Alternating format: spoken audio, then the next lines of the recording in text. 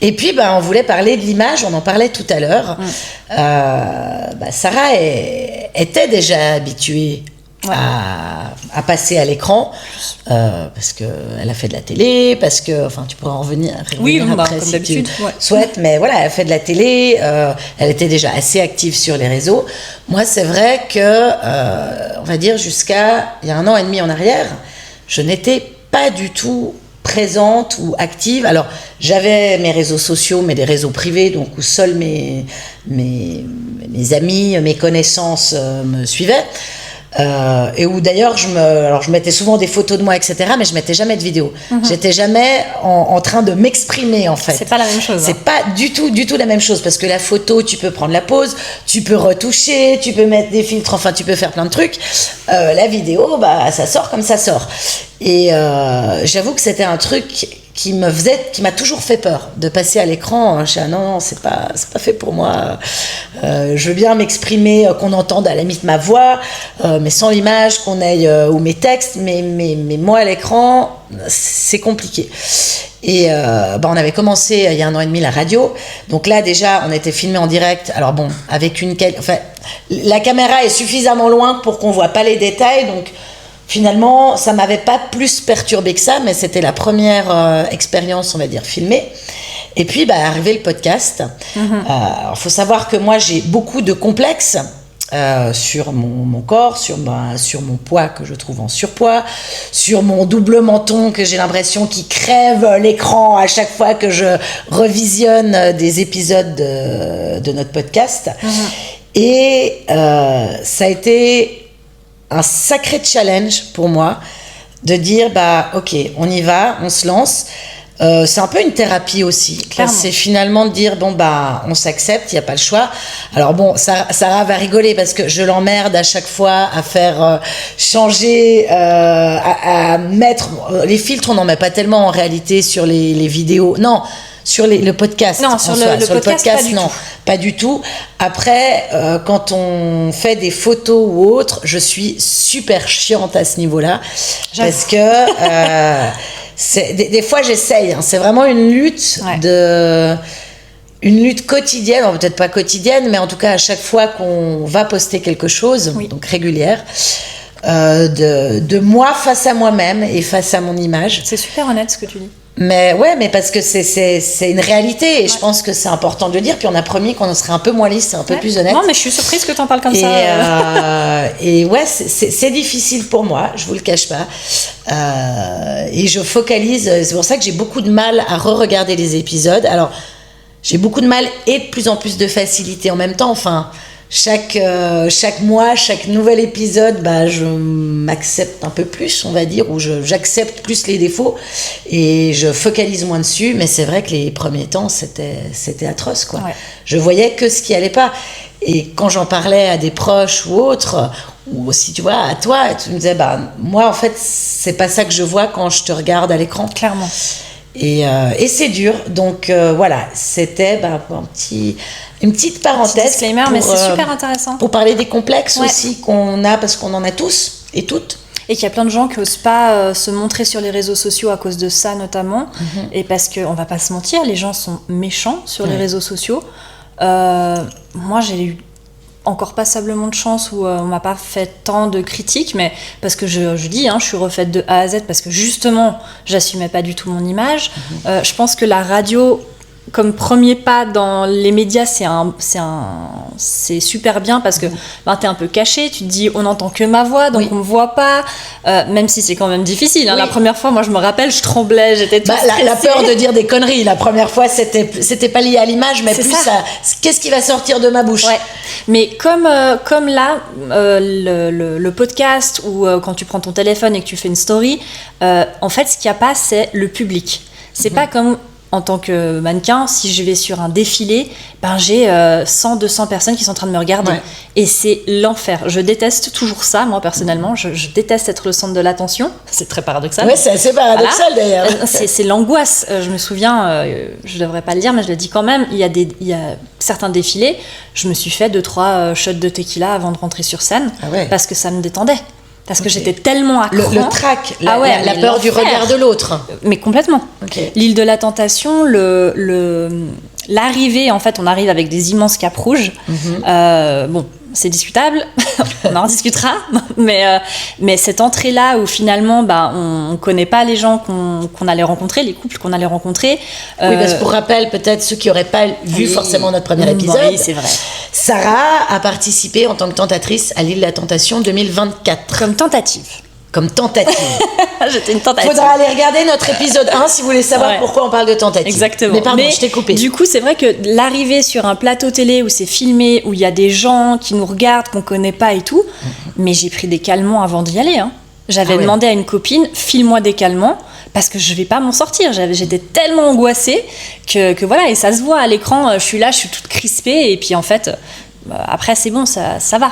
Ouais, après, tu t'habitues.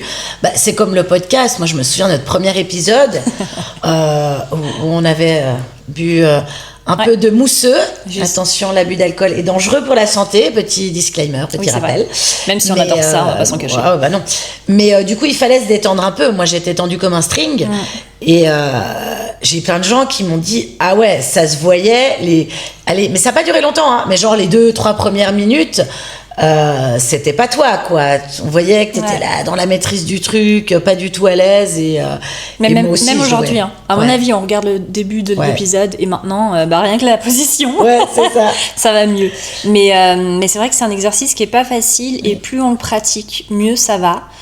Mais les réseaux sont durs avec l'image qu'on a de nous-mêmes. Donc c'est pour ça que moi les réseaux, les médias, tout.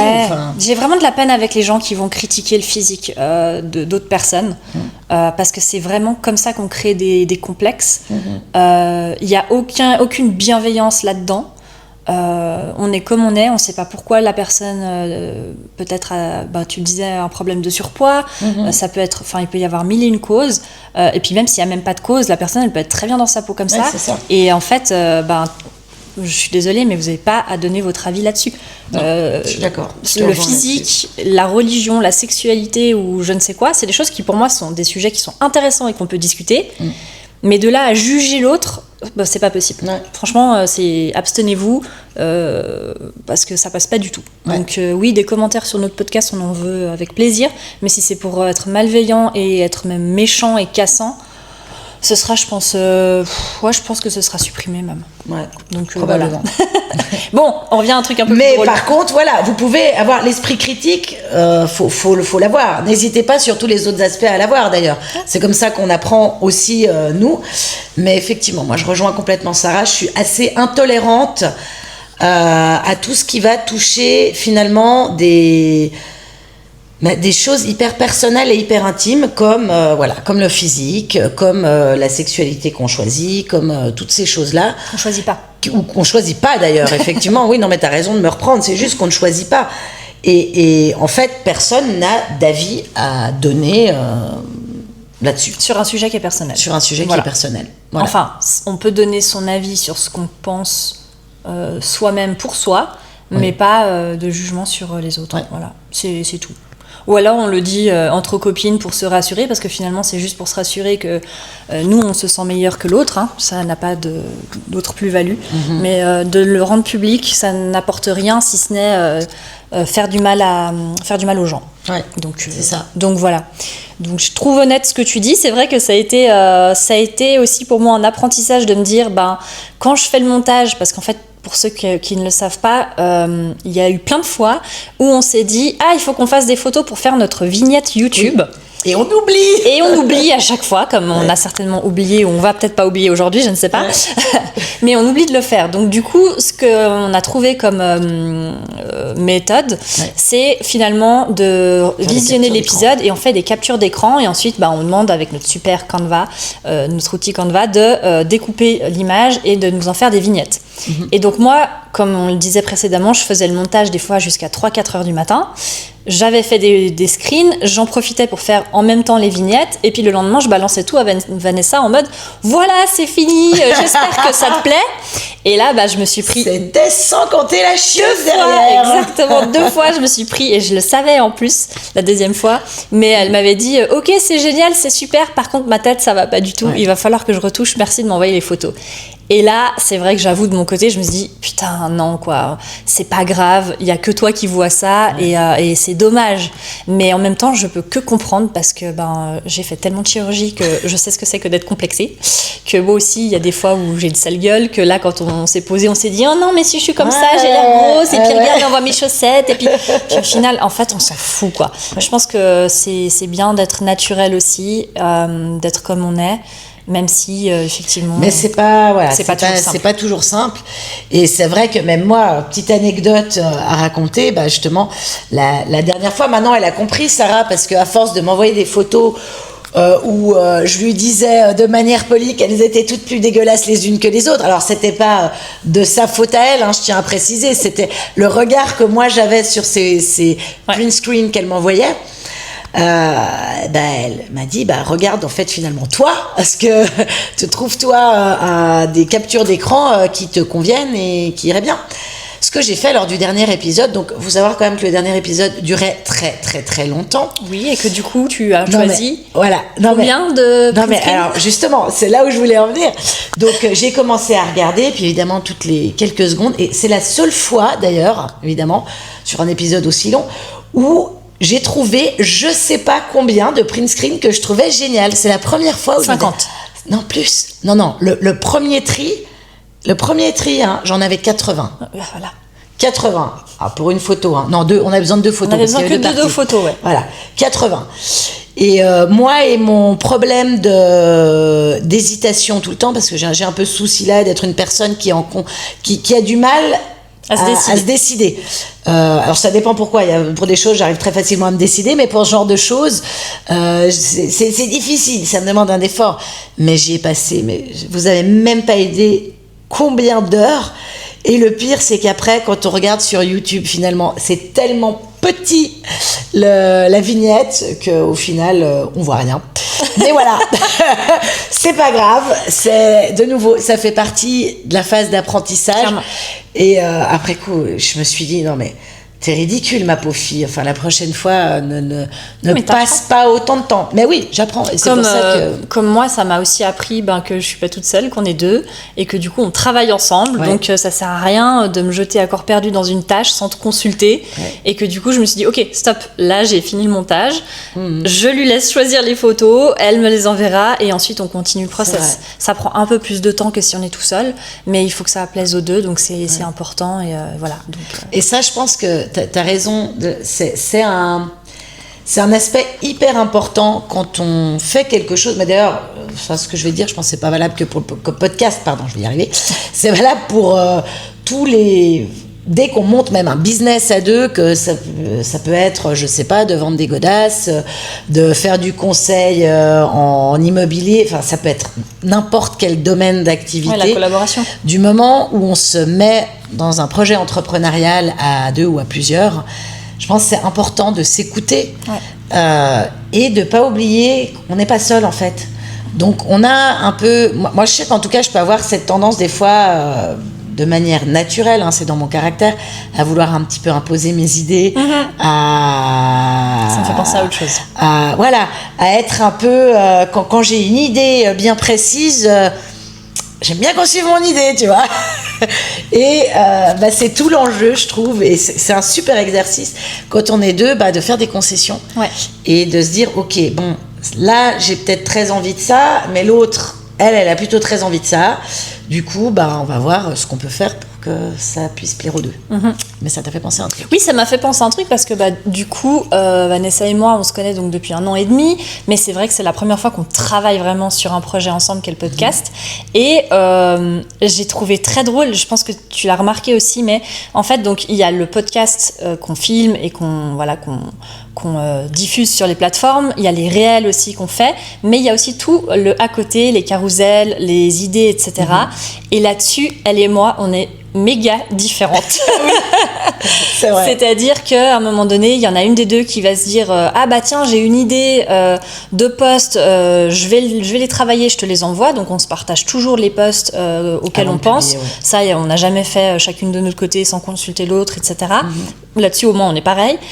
Mais après, sur le détail, autant moi, des fois, c'est brouillon parce qu'en fait, j'ai remarqué que avec avec mes comptes, le plus je mets de temps et d'énergie dans quelque chose, le moins le post est vu et liké et commenté, et plus je fais des trucs à l'arrache et plus ça marche.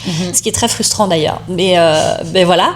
Et donc du coup, souvent il m'arrive de lui envoyer des posts où effectivement Claude, notre Yann, n'a pas forcément fait le switch entre le vouvoiement et le tutoiement, parce qu'on a décidé de tutoyer dans notre manière de communiquer sur les réseaux.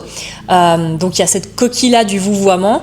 Je balance à Vanessa qui va tout de suite me dire « Ah non, il faut changer en tutoiement, etc. » Ah oui, donc je fais le changement, je renvoie, et là je vais avoir quelqu'un d'extrêmement minutieux qui va vouloir me changer les virgules et les espacements entre les caractères, et du coup ça fait un aller-retour juste monstrueux, alors que à l'inverse, quand elle m'envoie quelque chose, je lis. Si pour moi c'est bon, c'est bon. Il y a des trucs peut-être qui jouent pas, mais si vraiment c'est flagrant, je te le dis, mais c'est très rare. En général, je te dis, ouais, c'est bon, vas-y, publie. Non, mais je suis une maniaque. Alors que dans le pas dingue pour ça. Pas du tout. Alors, il faut savoir quand même que je suis réputée pour ma relecture. Dans mon travail à côté, mon vrai job, une de mes, mon collègue, mon binôme avec qui je travaille, qui fait beaucoup en fait de contenu écrit, je suis sa relectrice officielle. Ouais. Et parce qu'il sait que s'il m'envoie le texte à relire, c'est rare que une erreur ou ne saute pas aux yeux, quoi. Ne saute pas aux yeux. Du coup, et c'est space parce que c'est un truc que j'aime faire et je n'aime pas faire en même temps. Ah ouais? Ouais. Ah, pour moi, c'était une passion. Oui, mais justement, les gens ont l'impression que j'adore faire ça. Ouais. Et en soi, j'aime bien parce que, alors, je trouve ça toujours intéressant. Puis j'aime bien apporter ma petite touche amener des tournures de phrases différentes. Enfin, je trouve dans la réflexion et tout ça, c'est hyper chouette. Mais en même temps, c'est une tâche qui me prend une énergie, mais de dingue, de malade mental. Je sais pas pourquoi. L'attention, je pense. Ouais, je pense que c'est de nouveau lié à l'attention et c'est un petit peu compliqué pour moi. Et c'est pour ça que je dis j'aime et j'aime pas cette tâche en même temps. Mais par contre, je suis complètement psychorigide à ce niveau-là, et c'est vrai que je laisse rien passer, mais c'est à la virgule près. Et je suis capable de passer parfois 5 minutes sur une phrase en me répétant limite la phrase à haute voix, en me disant non, là, il faut mettre la virgule là, non, faites finalement pas. Et c'est bien, atroce. Et c'est atroce. C'est bien, mais c'est vrai que des fois je me dis waouh, purée, moi ça. Et ça du coup aussi sur le langage inclusif, parce que pour moi c'est hyper important d'utiliser un langage inclusif et épicène. Alors on n'utilise pas le neutre, mais on utilise vraiment le masculin, féminin.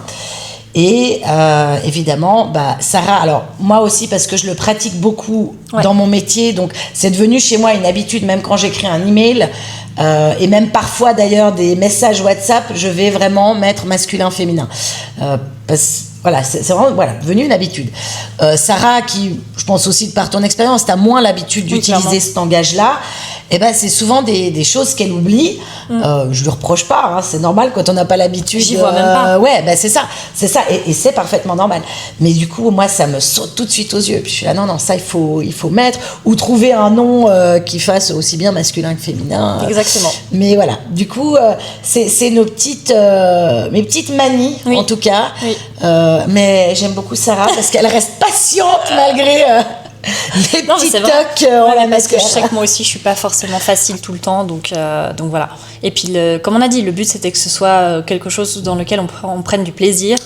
Donc il y a aucun souci. Mais ça me fait penser que dernièrement on a eu l'occasion de découvrir un autre podcast d'autres personnes et pour lesquelles c'est vrai on a été un peu voir ce qu'ils faisaient parce qu'on les avait reçus à la radio et puis on les avait, je crois, découverts encore avant ça sur Instagram, je crois. Possible. Je sais plus.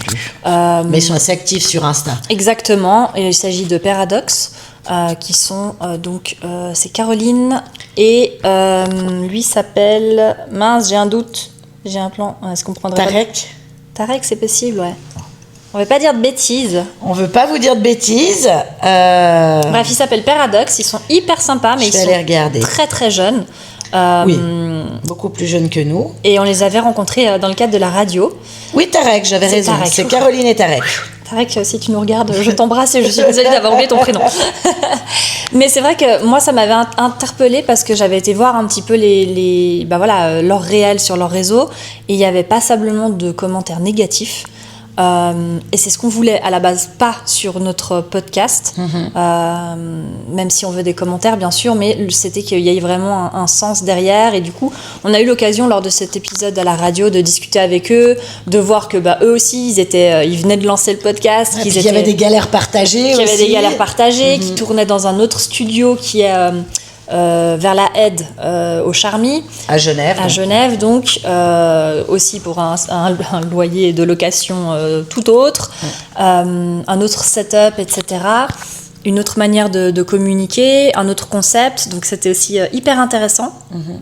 Mais c'est vrai qu'eux aussi sont dans cette dynamique de binôme, homme-femme, donc c'est encore différent. Je crois qu'ils sont des amis de très longue date. Meilleurs amis, je crois. Meilleurs amis, et ils se connaissent depuis un petit bout de temps. Et ce serait peut-être intéressant de faire un épisode aussi avec eux, pour voir un petit peu les galères des uns des autres, ce serait cool à voir. Mais voilà, ça m'a fait penser à ça en termes de collaboration sur un podcast, en termes d'image aussi qu'on a envie de se donner sur les réseaux sociaux, de thématiques qui sont quand même aussi très différentes de ce que nous on apporte comme sujet, pas ce qu'on apporte comme plus-value. Et puis voilà. Et l'image, c'est important parce que c'est vrai que on le dit, enfin je sais pas, moi c'est quelque chose que j'ai toujours entendu et que je répète aussi, par exemple à mes enfants, même s'ils sont pas encore sur les réseaux et ils n'y seront pas encore demain, ça c'est certain. Mais c'est ce que tu mets sur internet, mais enfin c'est valable, ce que tu vas envoyer à tes potes aussi sur WhatsApp, ou tout ce que tu mets en ligne à la portée des autres, ça reste et tu peux plus contrôler au bout d'un moment. Et je crois que c'est aussi ça qui, en tout cas pour ma part, donne peut-être ce côté lisse parfois, c'est que je fais attention à l'image que je renvoie. Et je veux contrôler aussi ce qui est mis, ce qui, du moment où ça devient du domaine public, n'est plus entre mes mains. Oui. Et c'est, je pense, l'apprentissage qu'on a en tout cas encore à faire avec Sarah, c'est de trouver un bon équilibre entre, oui, on contrôle parce qu'on va pas commencer à dire n'importe quoi et que ce soit sorti de son contexte et que ça fasse un bad buzz et que ça puisse nous nuire. Ou nuire à quelqu'un. Voilà, faire du mal aussi à des gens, parce que moi, dans mon cas, j'ai fait du mal à ma famille en parlant de leurs problématiques, alors que je n'y voyais pas à mal de mon point de vue, mais voilà, c'est aussi de se mettre dans les baskets d'autrui. Et voilà. Et donc faire un petit compromis entre ça et être un peu plus naturel et spontané. Du coup, ça nous amène à la fin de notre épisode. Je pense qu'on voulait encore aborder les sujets de qu'est-ce qu'allait devenir le podcast, quels sont nos projets d'avenir là autour. Donc, comme on l'a dit, on hésitait entre l'éducatif informatif et le divertissement. Je crois qu'on est toutes les deux d'accord pour dire qu'on va garder les deux. Peut-être que ce sera plus structuré sur quand il y a un invité, il y aura peut-être une partie où on sera que les deux pour expliquer pourquoi est-ce qu'on aimerait parler de cette thématique, pourquoi est-ce que ça nous touche personnellement et comment est-ce qu'on connaît cette personne qu'on a invitée. Donc de plus contextualiser le début de l'épisode. Exactement. Ensuite, ce sera probablement de laisser l'invité s'exprimer et puis amener une thématique, mais toujours autour du féminin. Et puis, Sarah nous a dégoté, je vais y arriver, un nouveau petit concept. On va pas en parler tout de suite, on va pas dire ce que c'est. Mais si vous avez vu nos épisodes précédents, on terminait toujours, quand on avait des invités, nos interviews par un Fast and Curious, un petit interview en mode question... version Combini. Ouais, mais je cherche le terme, des questions binaires, voilà, exactement. Des questions binaires, noir ou blanc, café, thé, bref. Et là, évidemment, c'était un concept qui existait déjà avec Combini, donc on s'est dit, on veut trouver notre propre concept un peu rigolo, parce que c'est toujours sympa d'avoir une petite touche de légèreté, même quand on parle de sujets sérieux. Donc voilà, on espère avoir le matériel pour notre nouveau concept lors de l'enregistrement du prochain épisode. Mais il sera là, il faudra juste qu'on le teste de notre côté. Et il faudra qu'on fasse un test, mais on espère que ce sera aussi marrant qu'on l'imagine. Ouais, et je pense que oui, ça devrait. Et puis voilà, c'est quelque chose qu'on n'a pas encore vu, je crois, dans le milieu du Le podcast. problème, c'est que tout a déjà presque tout été vu, C'est vrai. mais en tout cas, pas vu de nous. Non. Vous nous direz, Exactement. si jamais. On Il espère faudra que qu'on ça lui vous trouve plaira. un nom aussi à ce petit concept. Je doute pas déjà de la créativité C'est ça. dont on arrivera à faire. Et puis, si il y a des sujets liés autour de la femme, autour du féminin, que vous aimeriez vraiment qu'on aborde, nous, on est ouvert à toute proposition. On a déjà plusieurs idées pour la suite, mais il y a certainement plein de sujets auxquels on n'a pas encore pensé. Du coup, n'hésitez pas à nous dire en commentaire ce qui vous ferait plaisir, ce que vous aimeriez qu'on aborde, et de nouveau, de nous faire vos feedbacks, qu'ils soient positifs ou négatifs, sauf sur le physique, on a dit. Ouais, j'ai vraiment pas aimé. Il y en a une qui était en rouge, l'autre en bleu. Voilà. Ça m'a fait penser à la France. Non, pardon. Excusez-moi, je m'égare. Ah, fallait que t'en places une. plaisante. C'est vrai que t'avais rien dit sur les Français aujourd'hui encore. C'est vrai. Petit disclaimer, je fréquente un Français en ce moment, donc voilà, On l'embrasse. Oui. D'ailleurs, si tu nous écoutes. Je me dois d'avouer que que je suis une traîtresse en ce moment. Mais on vous embrasse fort, on vous dit à tout bientôt, et puis surtout, prenez soin de vous. À bientôt, des bisous. Vanessa, j'ai soif. J'ai oublié de te donner le nom, mais t'aurais dû me dire.